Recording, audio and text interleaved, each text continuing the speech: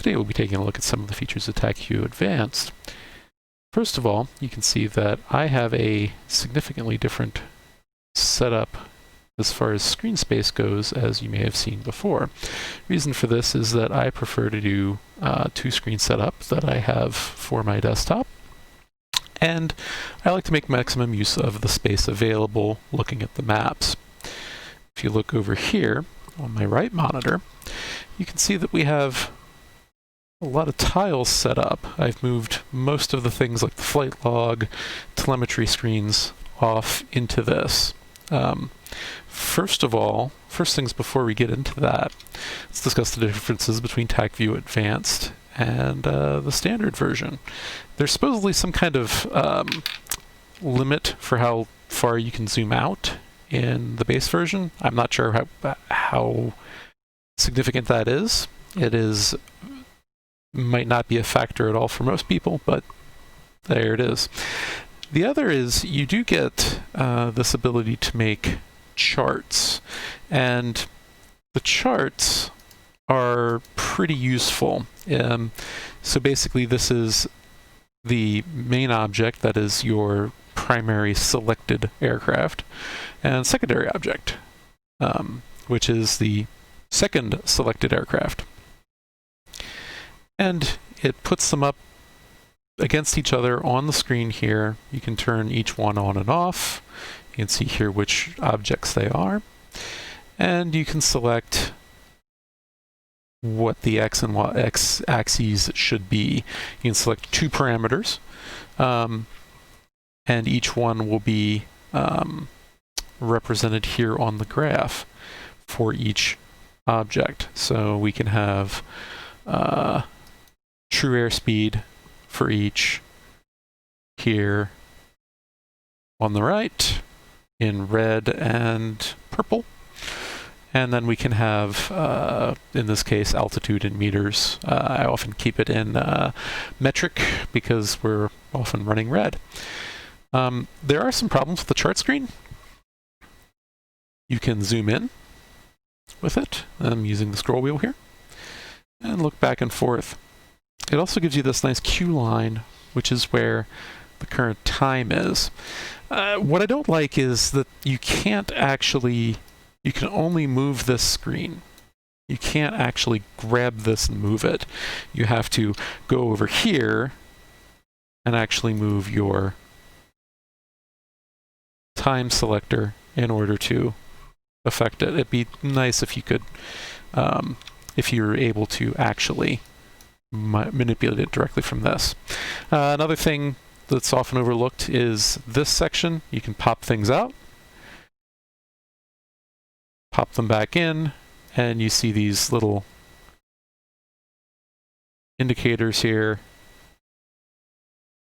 and create screens. So I want to bring this back as this and readjust everything.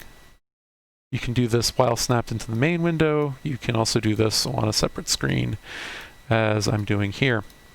Another one, bring up the controls list, take a look at everything that's going on, everything that's available to you. There's really not many controls, so there's really not much to miss.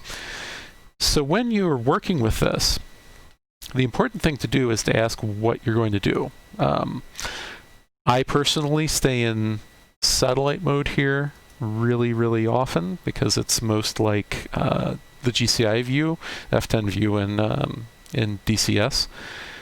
Helps me look at the strategy parts of things, etc., etc. So, on the other hand, Ross and many others are going to want to do this, Control left click, Control right click, and often you'll want to do an external view or even a cockpit view, which is from this MiG-21 to this F5, and gives you pretty good situational awareness.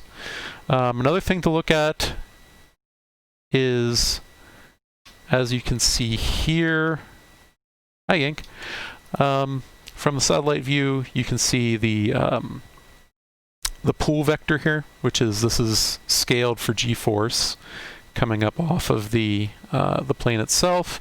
You can actually change that. So you can have it be speed,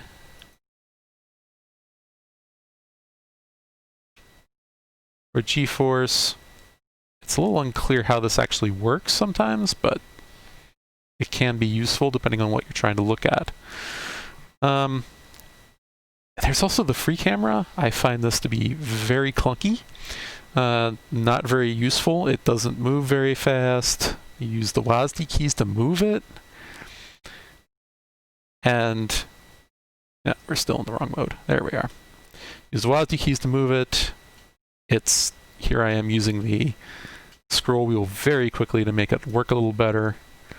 I just don't find it very useful. You know, if you lock it onto an aircraft, and if you lock it onto an aircraft, it can be more useful, but generally speaking, just hit up external view, select a camera mode, look at target usually. So here we are locked onto Yink in the view with in the view here from Bleach's perspective.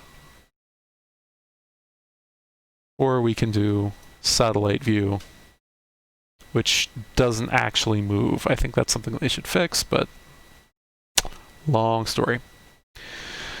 So those are the basics. Over here, we of course have the flight log, which is highly useful. You can double click on any of these and go to a certain period in time. Note that whenever you double click one of them, it actually also changes your focus. So as you can see here, the chart changed. But you can't select the secondary, I believe, via that method. You of course have telemetry screens. I don't use these very often just because there's better ways to visualize the data. If you're really going for you know, micro management of the flight model, that might be a really good thing to use.